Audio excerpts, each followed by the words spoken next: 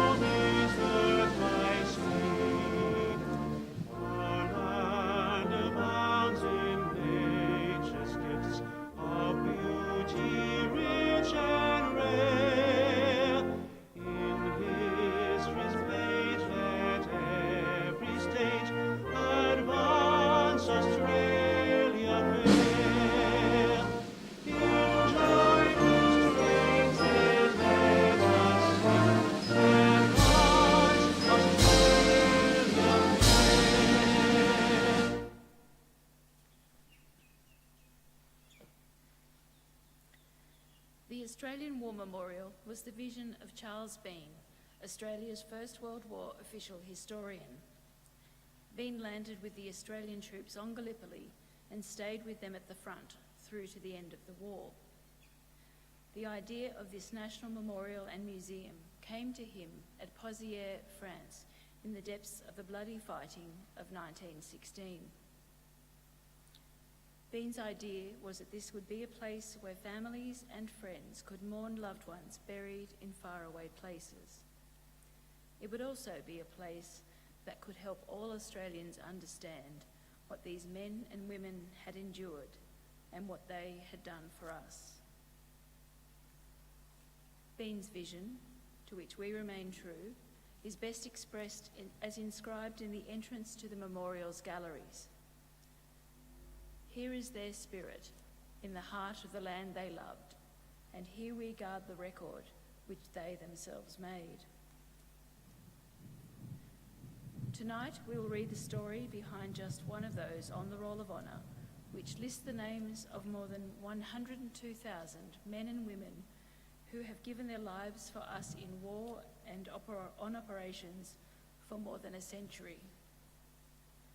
But first we present a lament, Flowers of the Forest. Wreaths or floral tributes will now be laid at the base of the pool of reflection.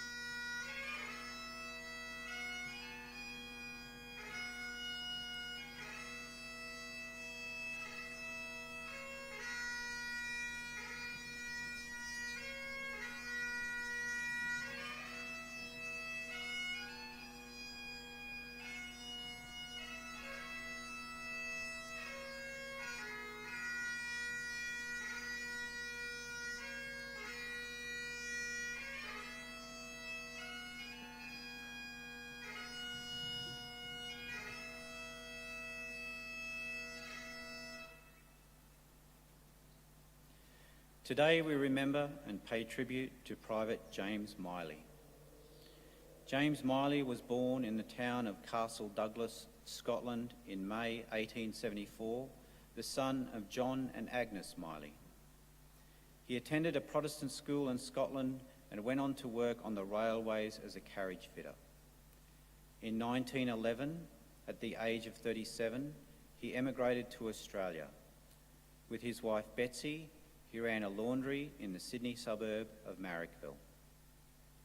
In November 1916, Mylie enlisted in the Australia Imperial Force. He joined the reinforcements for the 33rd Australian Infantry Battalion, which consisted mainly of recruits from his home state of New South Wales. With his Scottish background, he quickly became nicknamed Scotty. At the end of November, Mylie embarked on the transport ship Beltana in Sydney. He arrived in Devonport, England at the end of January 1917. In England, Mylie and the other 33rd Battalion reinforcements undertook training in order to prepare them for the conditions they would face on the Western Front. During this time, Mylie sustained a facial injury and was hospitalised for a month. He made a full recovery and returned to his training unit. At the end of June, he sailed for France and then marched into Belgium, where he joined the 33rd Battalion in the middle of July. When Mylie joined his unit, they were holding the ground at Messines. This ground had been captured from the Germans in the weeks before Mylie's arrival, and the men were subject to artillery shelling throughout the month. The trenches were in a very poor condition and many were flooded, so men of the 23rd Battalion spent their days digging out and improving the trenches, fixing parapets and laying duckboards. Throughout August and September, the soldiers of the 33rd Battalion continued their training. At the end of August, their commanding officer noted that their training away from the front line had greatly benefited the men. In September, the unit moved across the border into Belgium. At this time, British commanders began an attempt to push the German forces out of Flanders with a series of major attacks. The 33rd Battalion took part in the disastrous Battle of Passchendaele on the 12th of October 1917. The battle took place after a week of heavy rain and the battlefield had become impossibly muddy. Soldiers, supplies and artillery became bogged down and the Australians suffered heavy casualties. Moving away from the front line after the battle, Mylie and the men of the 33rd Battalion resumed training and prepared for the onset of winter. At the tiny village of Les Touquets in Belgium on the border of France, Mylie was engaged in digging and improving the trenches and drainage. On the 10th of December 1917, a shell landed near him, killing him instantly. James Mylie was buried at Motorcar Corner Cemetery in Belgium, alongside 130 other soldiers of the Commonwealth. He was 44 years old and was survived in Sydney by his widow Betsy and 6 daughters. The following words were inscribed on his tombstone: "The Lord gave, and the Lord hath taken away." Private James Mylie is listed on the Roll of Honour on my right, amongst 62,000 Australians who died while serving in the First World War. His photograph is displayed today beside the pool of reflection. This is but one of the many stories of service and sacrifice told here at the Australian War Memorial. We now remember Private James Mylie, who gave his life for us, for our freedoms, and in the hope of a better world.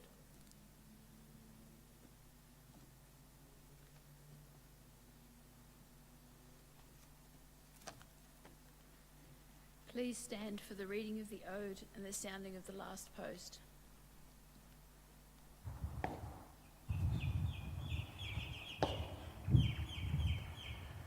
They shall grow not old, as we that are left grow old. Age shall not weary them, nor the years condemn. At the going down of the sun, and in the morning, we will remember them.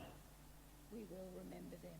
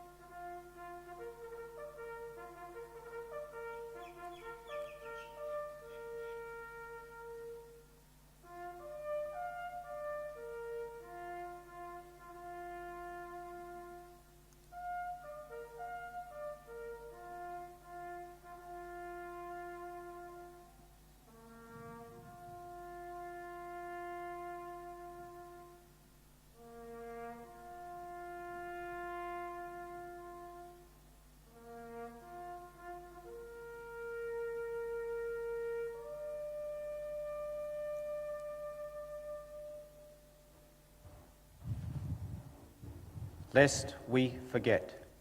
lest we forget.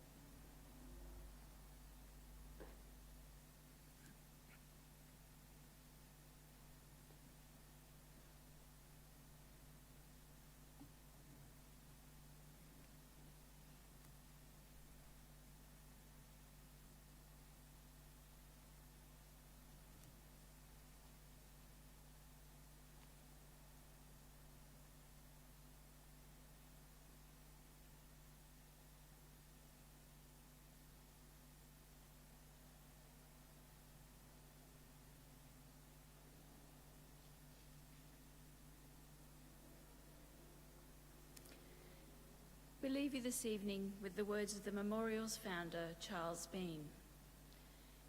Many a man lying out there at Poziere, or in the low scrub at Gallipoli, with his poor, tired senses barely working through the fever of his brain, has thought in his last moments, well, it's over.